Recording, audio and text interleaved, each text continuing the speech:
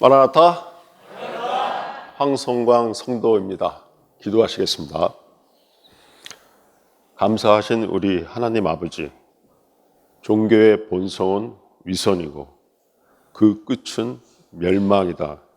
이 말씀 앞에서 반드시 돌이켜서 천국과 지옥이 모호함이 아닌 선명한 예배가 되게 하옵소서. 예수님의 이름으로 기도합니다. 아멘. 대통령도 대변인을 세울 때 외모를 본다고 하더군요. 현재 미국 대통령 대변인만 봐도 외모가 우선 영향을 끼치지 않았나 싶습니다. 저도 혹시 이 준수한 외모로 이 자리에 세워진 건 아닌가 오해하시지 않도록 오늘 하나님의 말씀을 우리의 눈높이에 맞춰 잘 전달하고 선포하겠습니다. 지난주부터 마태복음 23장 종교장이라 불리우는 말씀을 나누고 있습니다. 핵심은 종교의 본성은 위선이다. 그래서 결국은 멸망이다. 기억하시죠? 여러분은 지난주 말씀을 받으신 후 어떠셨어요? 겉과 안이 같으신 분은 발 뻗고 주무셨겠지만 하나님 믿는다면서 위선적인 너희의 끝은 지옥 판결이야. 듣고는 저는 다크서클이 턱까지 내려왔습니다. 저 원래 피부가 뽀얗거든요. 왜 웃으세요? 솔직히 지금까지 종교의 결국은 멸망이다. 수없이 들었지만 심각도 잠시 오늘 당장 집에 해결할 일이 생기면 정신없이 무슨 수를 써서라도 그 일을 해결하느라 총력을 다했습니다. 그렇게 하루, 한 주, 한 해 모양새만 다르지 벌어진 일 수습하느라 생존하느라 바쁩니다. 생명을 살아라 수백 번 읽고 들었어도 내 삶에 쉼표 한 번 찍지 못한 채 육체의 마지막 날을 맞이하게 될까 봐 두렵습니다. 하나님 아버지, 나 필요할 때 부르며 원하는 거 해달라고 바랍니다, 소원합니다 해놓고는 아버지 말씀을 귓등으로도 안 듣고 내 마음대로 산 나의 그 마지막 날이 빨리 올까 봐 두렵습니다. 23장에서 예수님은 종교의 멸망의 본질과 역사를 적나라하게 말씀해 주십니다. 그런데 너희 이제 다 끝이야 라고 꽝꽝꽝 하시는 것이 아니라 진짜 마지막이야 하며 임박한 경고를 하시고 제 자식을 혼신의 힘을 다해 구하고자 하시는 그 애끓는 부모의 마음을 전하고 계십니다. 단순한 저주가 아니라 생명을 잃어버린 채 종교라는 생각의 감옥에 갇힌 우리를 향한 절규 섞인 사랑의 경고입니다. 시작은 예수님이 교회를 향해 하나님의 사람이 세상의 조건과 경쟁과 거짓으로 가득한 존재로 전락되었음을 직접 경고하십니다. 그래서 오늘 본문 말씀은 13절에서 22절로 말의 건세를 잃어버려서 맹세까지 갖춰다 붙이는 말장난의 극치를 보여주고 있습니다. 결코 돌이키지 않고 악으로 치닫는 종교를 보고 나는 저 정도는 아니지 라는 생각이 든다면 우리 몇 가지 점검하고 가면 좋겠습니다. 이번 본문에서 예수님이 화 있을진저를 선포하신 대상은 세상법을 어긴 악인이 아니었습니다. 누구였습니까? 네, 가장 열심히, 가장 철저하게 종교를 지켰던 사람들이었습니다. 요즘으로 보자면 목사, 전도사, 선생님, 직책 맡은 교인들, 열심히 교회 다니는 교인들. 사실 우리는 당시 바리새인의 열심은 발끝도 따라가지 못할 것 같습니다. 현재 교회에 다닌다 하는 기독교인의 주일 성수나 훈련, 어느 정도의 교회 활동하는 정도와는 비교도 안 되게 그들은 수많은 규칙을 지키고 금식도 매주 하고 채소 하나하나까지 11조를 계산해서 드렸습니다. 그런 사람들에게 예수님은 심판을 선언하셨습니다. 왜 그랬을까요? 그 열심 아래 세 가지 근본적인 문제가 있었기 때문입니다. 첫째로 관점의 전환이 없다는 것입니다. 관점. 다시 말해 보이는 현상, 세상 차원에만 머물러서는 보이지 않는 본질계로의 차원 전환이 없다는 것입니다. 세상이 실제가 되니 모든 것을 이 현상 차원에서 바라봅니다. 그럼 어떻게 될까요? 세상에서 나의 성공이 우선이 되었습니다. 하나님의 사람이 세상 존재로 전락되면서 나는 나의 직함이, 나는 내가 가진 것이, 나는 내가 가진 인기라고 착각합니다. 그래서 하나님이 만드신 나는 저 깊은 곳 바닥 어두운 속에 갇혀 쭈그리고 앉아 있습니다. 하나님의 나라 차원에서 세상과 자신을 바라보는 눈이 없으니 내가 너보다 더 가졌냐 하는 대립과 경쟁으로 불안하고 불행할 뿐입니다. 그래서 요한복음에 예수님이 바리새인이자 유대인의 지도자인 니고데모를 만나 바로 사람이 거듭나지 않으면 하나님의 나라를 볼 수 없느니라 말씀하셨습니다. 관점의 전환이란 단순히 생각을 바꾸는 것이나 무언가를 열심히 하기 시작하는 것이 아닙니다. 내가 더 잘해야, 더 가져야, 더 외모를 잘 가져야 가치 있는 존재가 되는 것이 아니라 이미 하나님의 형상으로 지어진 가치 있는 존재임을 머리가 아닌 가슴으로, 지식이 아닌 존재로 받고 누리며 사는 것입니다. 성경을 수없이 읽었지만 그 말씀하신 하나님의 가슴은 느끼지 못하고 교회를 매주 드나들면서 하나님이 함께 하심은 느끼지도 못하고 아마 사람들에게 내 사정, 내 얘기하느라 더 바쁘다면 나는 지금 어느 차원에 살고 있는지 질문해 봐야겠습니다. 두 번째, 말씀의 나를 버리고 보이기에 나의 총력을 다합니다.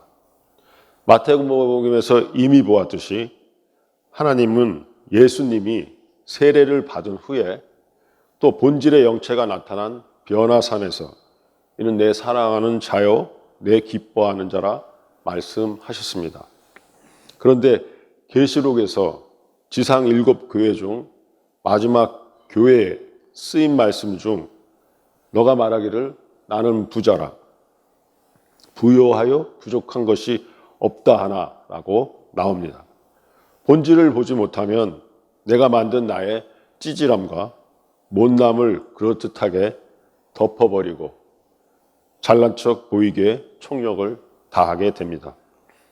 사실 좀 억울한 면도 있습니다.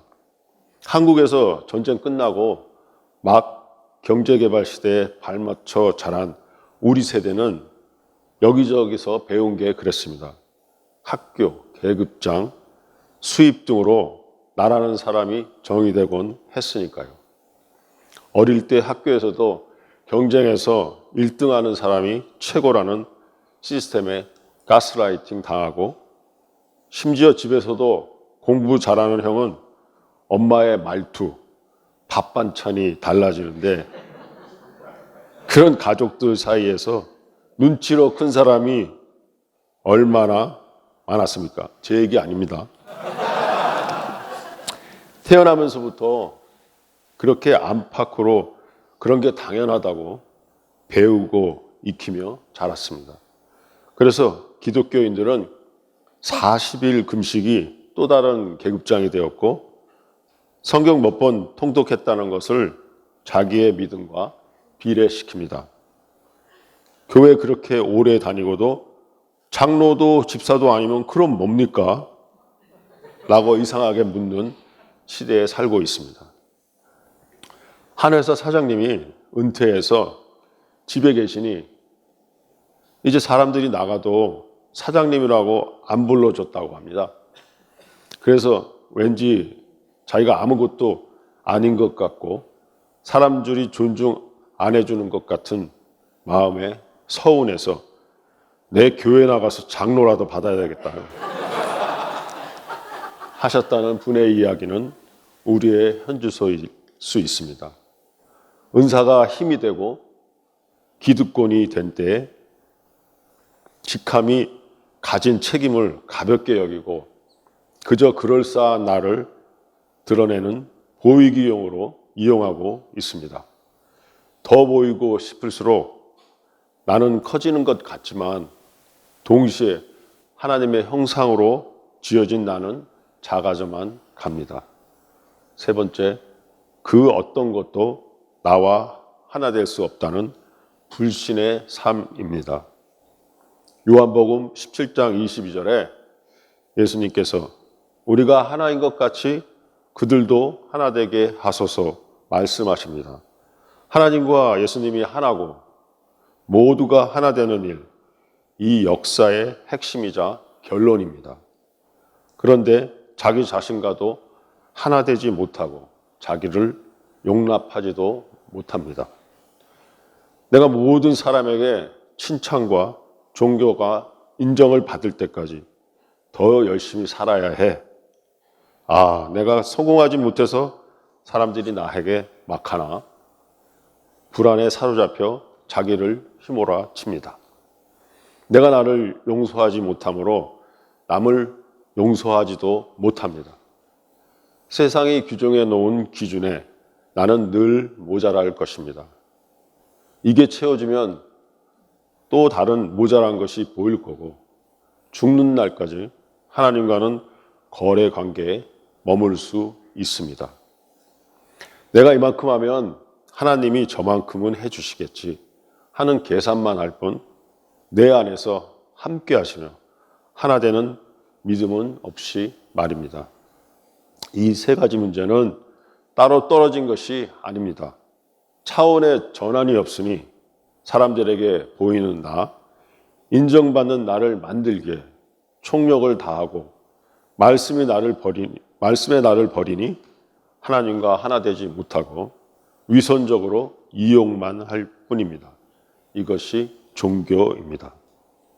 이미 선지자의 고발을 통해 공의와 정의가 없었던, 다시 말해 조건으로만 관계하고 함께 나눔이 없는 종교의 삶을 저주하셨음을 어제 보았고 복음서에서도 잠깐 살펴보겠습니다. 이 종교를 고발하는 핵심은 전문화에 있습니다. 전문화되는 순간부터 성직자들이었던 율법 교사들은 가르치기만 하는 것에 열심이고 그 가르침을 사느냐 안 사느냐는 개의치 않게 됩니다. 또 일반 유대교인들은 회당을 중심으로 활동하며 율법 준수에 열심히 하던 바리새인들도 가르치는 것 듣기만 하고 성직자들이 만들어 놓은 종교의식에 참여만 잘하면 된다 생각합니다. 그 결과로 실제의 삶을 상실하게 되고 혹여나 그렇게 살고 싶어도 노하우를 모릅니다. 배워서 지식만 쌓을 뿐 작은 것 하나라도 성찰해서 삶을 사는 것을 모릅니다. 이와 관련된 누가복음의 대표적 구절들을 함께 읽어볼까요? 화 있을지언정 너희 바리새인들여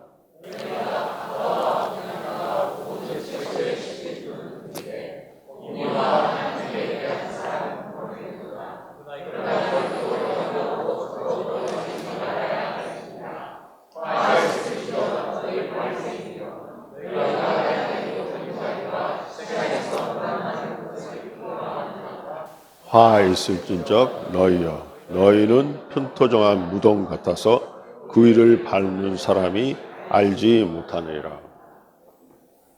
나 이렇게까지 11조 잘 지켜 하며 모양새는 가지고 있지만 본질은 상실했습니다.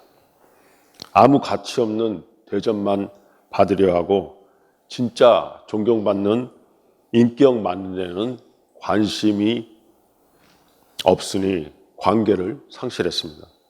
속은 더러우면서 겉으로만 괜찮은 척하니 자신을 상실했습니다.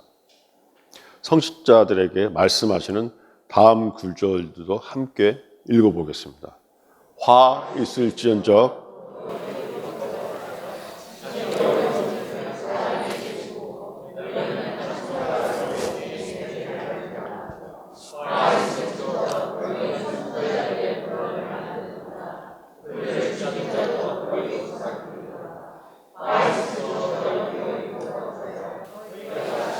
열매 가지고 너희도 들어가지 않고 또 들어가자 하는 자도 막았느니라. 종교가 전문화되면서 손 하나 까딱 안 하고 말과 생각으로만 사는 성직자들을 고발하십니다. 이론적으로는 생각으로 선지자를 높이지만 계속 종교를 계승하고 실제를 상실했고요. 새 차원을 여는 것을 자기도 남도 못 들어가게 막으니 모든 영혼의 구원을 막게 됨이 하나님을 대적하는 마귀의 종들이 됩니다. 물론 의식적으로 일부러 하는 일이 아니더라도 말입니다. 마태복음에서는 서기관들과 바리새인들을 같이 화 있다 했는데 유대교는 삶이 종교 전체이니까 종교 전체를 고발하는 것으로 볼 수 있습니다. 그 고발의 핵심은 맹인 2+입니다. 한우 2+를 먹으면 눈이 밝히 떠질 텐데요. 먹어봤어야 알죠. 이 2+는 전혀 새로운 차원을 보지 못하는 맹인을 말해주고 있습니다. 본문은 말과 제스처의 종교는 이제 성찰하라 말씀하십니다. 진실을 상실한 삶은 그럴듯한 말과 제스처만 합니다. 13, 15절은 하나님까지 버리면서 우리가 지키는 것이 무엇인지 보도록 하겠습니다. 13절 함께 읽어볼까요? 화 있을지언정 애식하는 서기관들과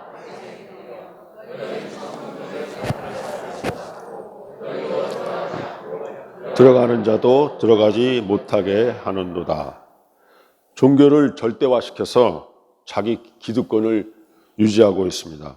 하나님까지도 자기를 위한 하나님으로 모십니다. 종교인의 특징 중 하나는 죽어도 자기 잘못 인정하지 못합니다. 어쩌다 잘못한 걸 알아도 돌이키지 않고 후회로 대체합니다. 아, 내가 그때 그러지 않았더라면, 내가 그렇게 살지 않았으면 좋았을 텐데 앞으로는 그렇지 않기를 바라고 원한다 해서 머무르는 것이죠. 마태복음 12장을 보면 갈릴리 사역에서 귀신 들려 눈 멀고 말 못하는 사람을 예수님이 고쳐주자 바리새인들이 바로 귀신의 왕 바알세불의 힘이다, 귀신의 일이다 합니다. 생명의 회복됨이 기쁨보단 자신들의 자리를 뺏길까 봐 불안함을 찌질하게 나타냄을 봅니다. 내가 오라 하는 그 생각의 틀 안에서 내 마음대로 되지 않을 때 전형적인 모습이 아닐까 싶습니다. 예수님께서 내가 하나님의 성령을 힘입어 귀신을 쫓아내는 것이면 하나님의 나라가 이미 너희에게 임하였느니라 하셨습니다. 하나님의 나라가 임했으면 들어오면 되는데 마귀의 역사로 폄하하는 그들의 모습이 지금도 똑같습니다. 15절 함께 읽어볼까요? 화 있을 적 외식하는 선지자들과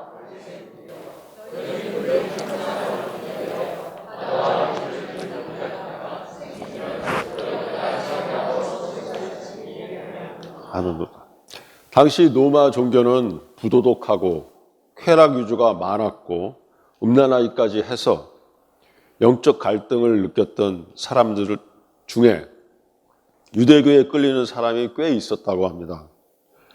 그렇게 개종자를 상당히 얻었는데 지보다 더한 마귀 자식, 지옥 자식이 되게 하다니요. 산상수훈에서 너희 하늘 아버지, 즉 교회는 하늘 아버지의 자녀인데 종교는 마귀의 자녀가 되고 말았습니다. 하나님도 버리고 종교가 지키는 것이 나의 에고와 삶이기 때문입니다. 핵심은 소유의 허상입니다. 다른 사람들에게 인정받을 기준에 맞춰 내가 쌓아올려 만들 그럴듯한 삶이 되니 지키는 데 총력을 다합니다. 모든 것이 돌이키기 위한 섭리인데 내려놓거나 버리지 못합니다. 심지어 가진 것 없는 척해서 더 얻어모아 쌓아두기까지 합니다. 그 허상의 핵심에 관계가 있습니다.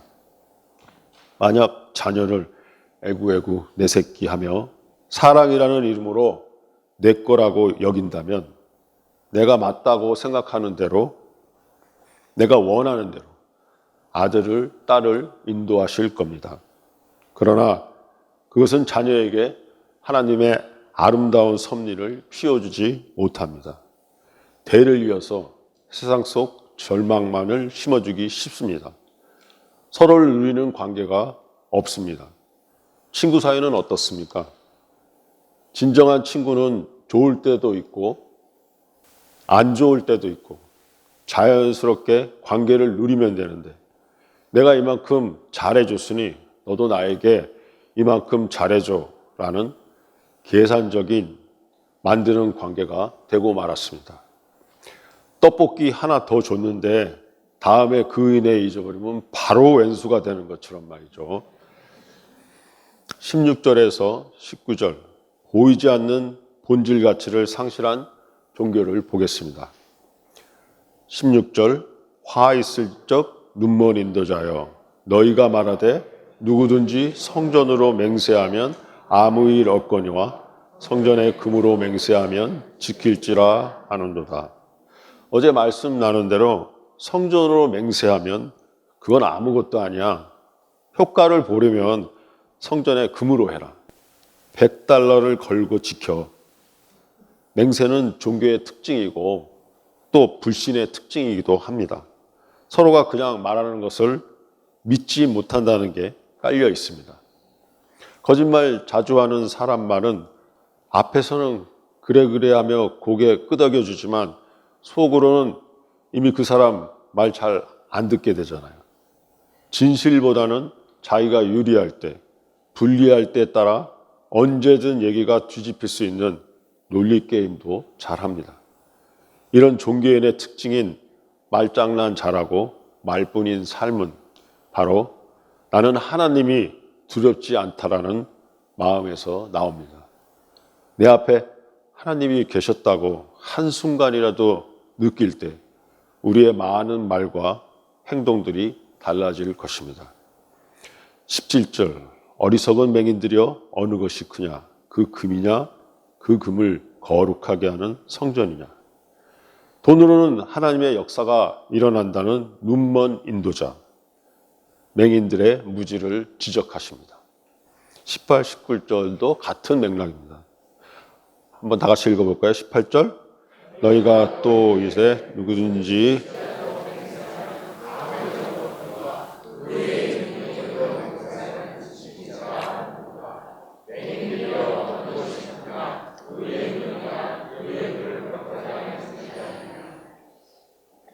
실제로 완전히 상실했습니다.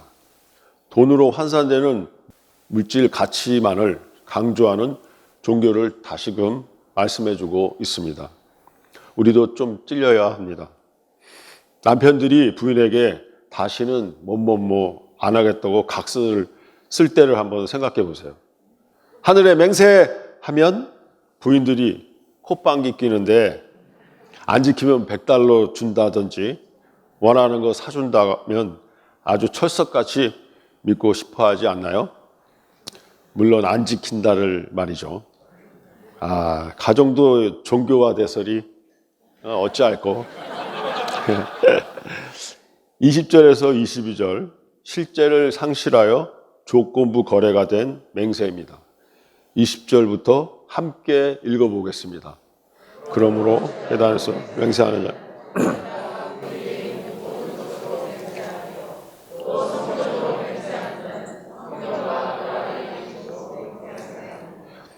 또 하늘로 맹세하는 자는 하나님의 보좌와 그 위에 앉으신 이로 맹세하며 무엇으로 맹세하든지 하나님이 창조하시고 그것을 있게 하셨으니 뿌리는 하나님께 맹세한 것입니다. 예수님께서 산상수훈에서 이미 말씀하셨습니다. 도무지 맹세하지 말라. 그 어떤 것으로도 하지 말라. 오직 너희 말은 옳다 옳다 아니라 아니라 하라. 이에서 나는 것은 악으로부터 나느니라. 실제를 상실한 종교는 말뿐입니다.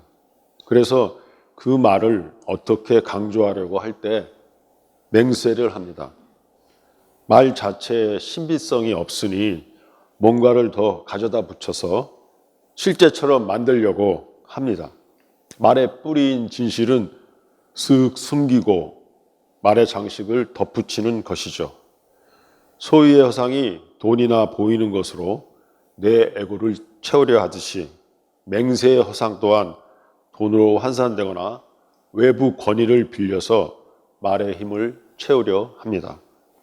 그냥 살면 되는데 말이죠.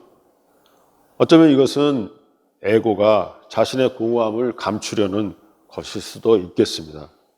내가 그냥 나로 살기에는 뭔가 모자라 보이니까요. 하나님의 자녀라는 것이 안 느껴지고 안 보이는 맹인이니까요. 야고보 사도는 이 예수님의 말씀을 중요하게 생각했던 분입니다. 함께 읽어볼까요?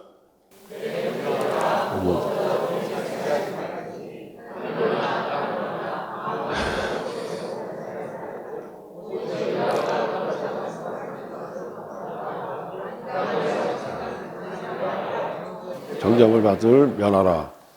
정죄받음은 멸망입니다. 그러니 심판받음을 면하라. 그냥 실제를 살지 않고 말죄감 부리는 자는 심판받는다. 우리도 각자를 돌아봐야겠습니다. 내 입장을 내 생각하는 대로 상대에게 주입시키려고 하는 건 아닌지, 내가 옳다고 생각하는 말을 살면 되는데 살지 않고 입으로 옳음을 가지고 상대를 재단하고 있지는 않은지 말입니다. 더 중요한 것은 그런 자신을 보고 내가 참 부족했었구나. 앞으로는 성숙하게 살아야겠구나. 많이들 그럴 수 있는데 그것이 큰 교만이라는 것입니다. 돌이키지는 않는 것이기 때문입니다. 깨어지지 않고 앞으로는 잘해야지 하는 것은 근본 방향이 잘못된 것이기 때문입니다. 하나님은 처음부터 뭘 더 잘하라고 하시는 게 아닙니다. 하나님은 우리가 더 나아진 에고, 더 세련되고 성숙한 에고를 찾으시는 게 아니라 깨진 에고, 방향 자체를 돌이키라고 원하십니다. 그러니 진실 없는 말장난은 하지 말아야겠습니다. 결론으로 들어갑니다. 종교는 본질계를 못 보며 그 못 봄을 모릅니다. 뇌는 본질계까지 지식화시킬 수 있습니다. 이해하고 설명하기에 충분하니까요. 미국의 한 도시를 여행한 분이 한국에 돌아가 미국을 다 아는 양 동네 분들을 모아놓고 세미나도 할 수 있습니다. 안다라는 뜻이 야다도 뇌를 통해 우선 얻게 됩니다. 하지만 주의할 것은 뇌로 하는 것은 나의 생존을 위해 내가 이용하는 것이라는 겁니다. 나를 위해서 내 중심대로 이용합니다. 그러니 뇌로 한다는 것을 깨달음으로 착각해서는 안 됩니다. 그러면 어찌 해야 합니까? 가슴으로 알면 됩니다. 진정으로 나의 악함을 보고 나의 위선을 만날 때 에고의 껍질이 깨어져 가슴이 열리게 됩니다. 그러면 하나됨이 열리게 되고 비로소 삶이 피어나게 됩니다. 삶을 품어 합력하여 선을 열매 맺기 시작합니다. 그런데 뇌로 알게 되면 우선 품지를 못합니다. 안다고 생각을 한 것이니 나의 논리와 개념이 될 뿐이지 실제가 아니기 때문에 그렇습니다. 그래서 뇌는 내 원하는 대로 모든 것을 컨트롤하려 합니다. 선악과로 살게 될 뿐입니다. 예를 하나 들어보겠습니다. 어떤 아버지가 있는데 존재는 상실하고 기능만 있는 아버지입니다. 그래서 이 아버지는 자식들을 대해서 잘했는지 못했는지 옳은지 그른지 나은지 못한지로만 보는 그 눈은 선악의 눈이 되어버렸습니다. 그러니 자식은 존재가 아니라 평가의 대상이 되고 아버지는 자식이 무엇을 잘 하느냐만 보게 됩니다. 공부를 잘하느냐, 말을 잘 듣느냐, 돈을 잘 버느냐. 그러니 자식 또한 존재가 아닌 기능으로 살아가게 됩니다. 사랑받기 위해 잘해야 하고 인정받기 위해 증명해야 하고 버려지지 않기 위해 끊임없이 무언가 되어 보이려 합니다. 이렇게 에고의 옷이 입혀져 갑니다. 자식은 잘한 것과 못한 것, 이룬 것과 실패한 것이 살면서 다 필요하고 또 그걸 지나오면서 자라나야 하는데 아버지가 다 막아버린 셈입니다. 한술 더 떠서 넌 잘못했지만 넌 좀 부족하지만 내가 아버지니까 내가 너 그렇게 봐준다 하며 자기는 자식을 용납하고 사랑하는 거라며 착각합니다. 그런데 사람은 영물이니까 자식이 느낍니다. 아버지가 나를 사랑하는 것이 아니라는 것을요. 아버지는 내가 불만스러워서 자기 원하는 대로 나를 만들어가는 것을 느끼게 됩니다. 합력선이 다 깨지는 거죠. 그래서 예수님이 너희가 맹인되었더라면 죄가 없으려니와 너희가 본다 하니 너희 죄가 그대로 있느니라 하시지 않았습니까? 이 아버지는 자기가 본다고 생각하니 계속 자식을 선악과로 판단하고 재단할 수밖에 없습니다. 마태복음은 맹인되어 천국을 막는 종교를 강조하고 있습니다. 맹세는 말의 언약성을 말하는데 종교는 말의 언약성을 잃어버린 선악과의 말을 하고 있습니다. 이 마귀의 말만 남은 종교는 아직까지도 계속 싸움을 하고 있습니다.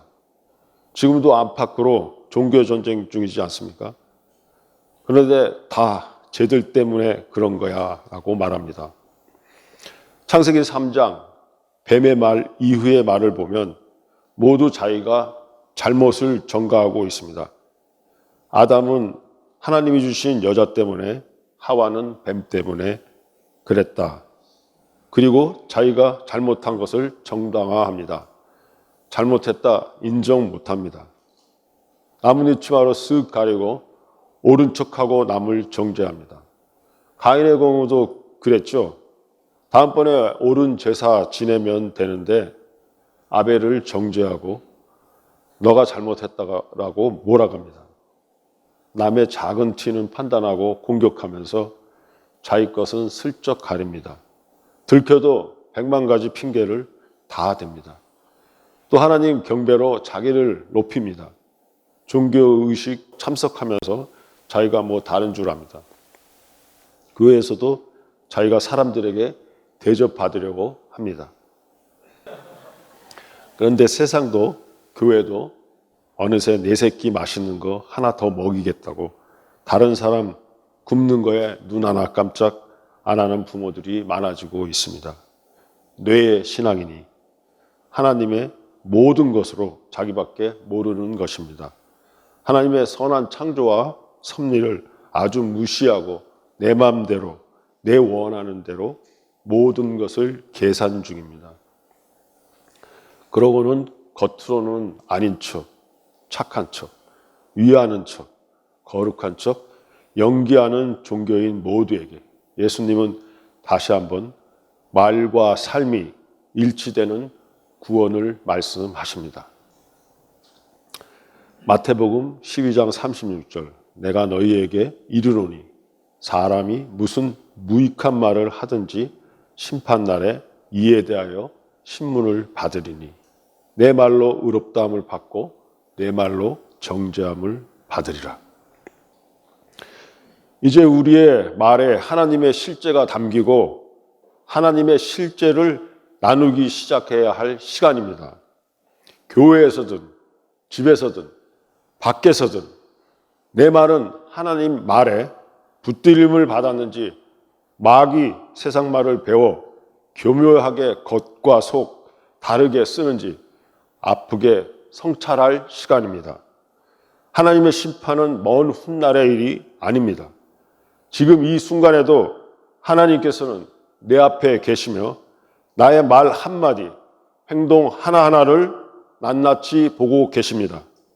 그 사실을 매 순간 의식하며 살아가야 하겠습니다. 기도하시겠습니다. 감사하신 우리 하나님 아버지, 이제껏 얼마나 많은 무익하고 진실 없는 말을 했는지 깊이 성찰하며 겉과 속이 말과 삶이 일치하는 하나님 앞에 매 순간순간 의식하며 살아가는 우리 모두가 되게 하옵소서. 예수님의 이름으로 기도합니다. 아멘.